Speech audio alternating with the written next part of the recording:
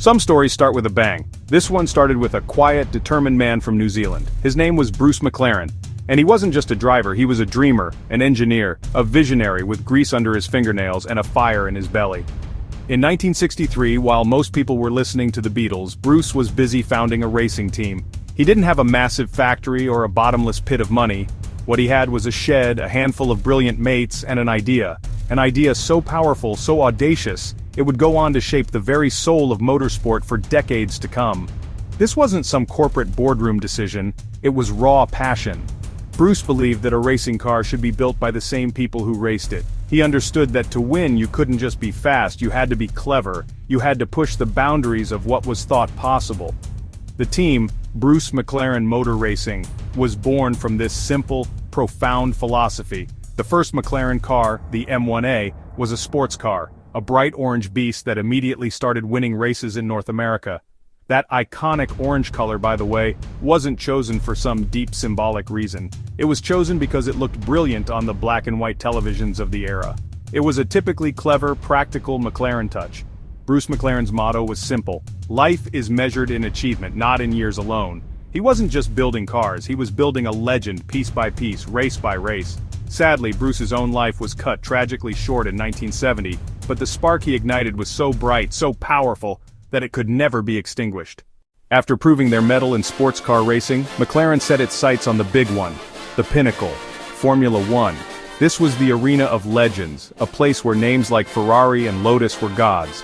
For a small team from Surrey to even show up was ambitious. To think they could win, that was madness. In 1966 they entered their first Grand Prix at Monaco. The car, the M2B, was not a world beater. It was unreliable. It was a learning curve, steeper than the side of a mountain. But it was a start. It was a statement of intent. The first victory in Formula One is always the hardest. It's the one that proves you belong. For McLaren, that moment came in 1968 at the legendary Spa-Francorchamps circuit in Belgium. And who was behind the wheel? None other than Bruce McLaren himself. He piloted his orange M7A through the treacherous, rain-slicked Ardennes forest to claim the team's first ever Grand Prix win. It was a monumental achievement. After Bruce's tragic death, the team, now led by the formidable Teddy Mayer, did not crumble. In 1974 they did just that, achieving the ultimate goal. With the brilliant Brazilian driver Emerson Fittipaldi at the helm of the iconic McLaren M23, they clinched their first ever Formula One World Constructors and Drivers' Championships. 2 years later, in 1976, they did it again. This time with the most charismatic, swashbuckling driver of the era, James Hunt. In 1981, they didn't just build a new car, they created a machine that fundamentally changed Formula One forever. It was called the MP4/1, and its secret weapon was a material borrowed from the aerospace industry, carbon fiber. Before this, F1 cars were made of aluminium, basically glorified tin cans. They were heavy, and in a crash they behaved like a crushed Coke can. McLaren's designer, the genius John Barnard, had a better idea. Then, at the 1981 Italian Grand Prix, McLaren driver John Watson had a colossal accident. His car was utterly destroyed, but Watson simply unbuckled his seatbelt and walked away, completely unharmed. The carbon fiber tub had remained intact, saving his life. Suddenly, every single team on the grid realized they had to have it. McLaren had made Formula One safer and faster in one fell swoop. The innovation didn't stop there. They were among the first to truly harness the power of aerodynamics, using wind tunnels to sculpt their cars into slippery, downforce-generating weapons. They pushed the boundaries of engine technology, forming powerful partnerships with giants like Porsche, Honda, and Mercedes-Benz. This culture of innovation led to the creation of some of the most iconic racing cars ever seen. The 1980s. This was not just a successful era for McLaren. This was the era of total, crushing, soul-destroying domination.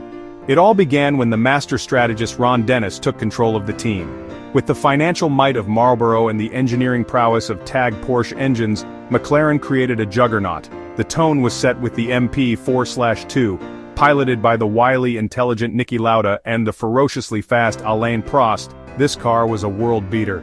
In 1984, the two drivers fought a titanic battle for the championship, with Lauda eventually winning by the smallest margin in F1 history, half a point.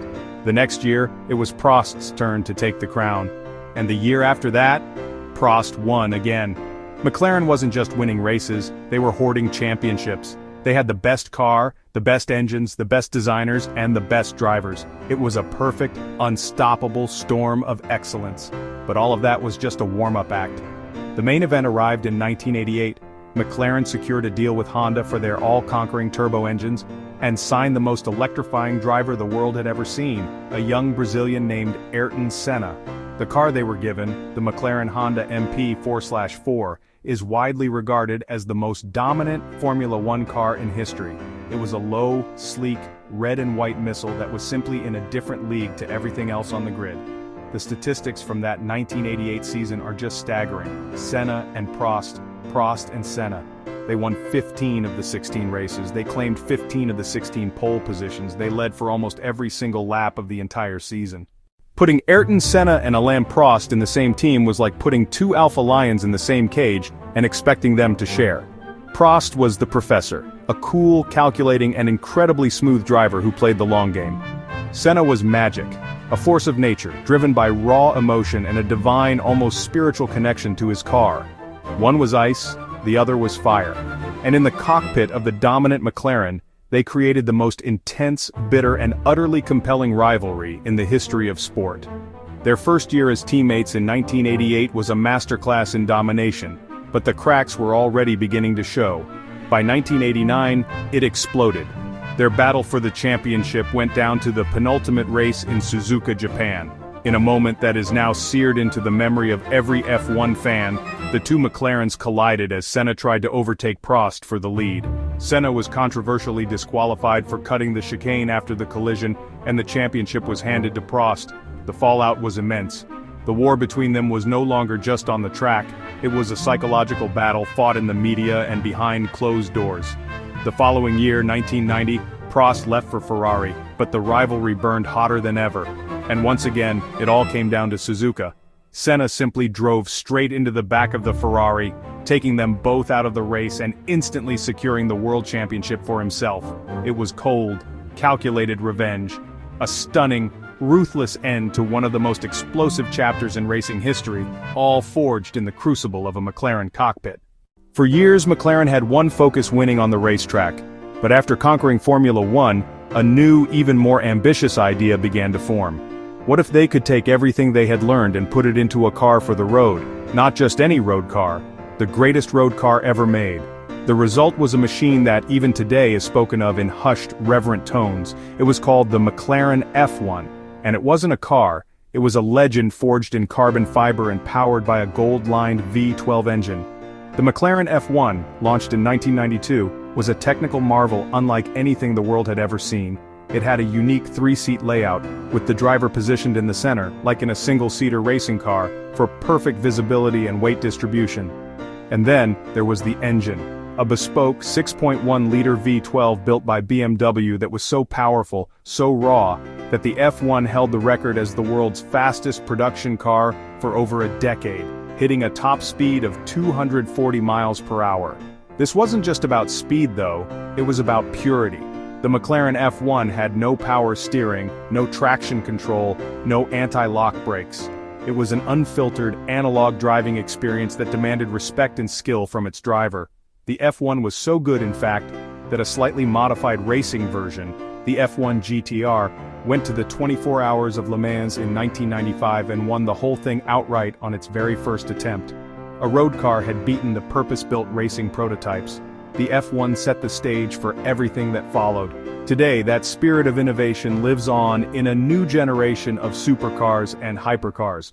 McLaren took the lessons learned from the racetrack and made them available in their most extreme form for the road. So, what is the legacy of McLaren? It's more than just a collection of trophies in a cabinet, impressive though that is. It's a legacy of relentless innovation, of constantly asking, how can we be better? How can we be faster?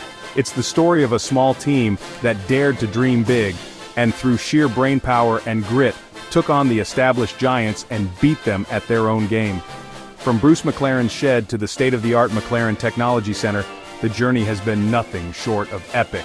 The spirit of Bruce McLaren is still alive and well within the walls of its futuristic headquarters. You can see it in the Formula One team, which continues to fight for podiums and championships, carrying that iconic papaya orange into a new era of motorsport.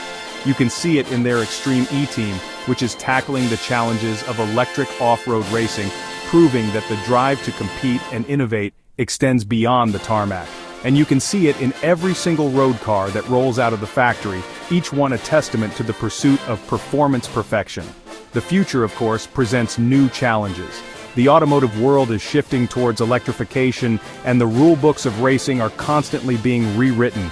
But this is exactly the kind of environment where McLaren thrives. They have always been pioneers. Carbon fiber in the 80s, hybrid hypercars in the 2010s, they have never been afraid to embrace the future.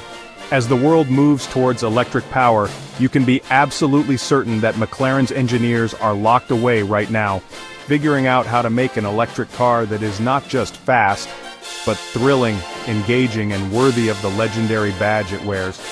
Ultimately, McLaren's story is one of human achievement. It's about the power of an idea. It's a reminder that with enough passion, ingenuity, and a refusal to accept the status quo, anything is possible. From Bruce's first orange racer to the hybrid supercars of today, the mission has remained the same: to build the best cars in the world.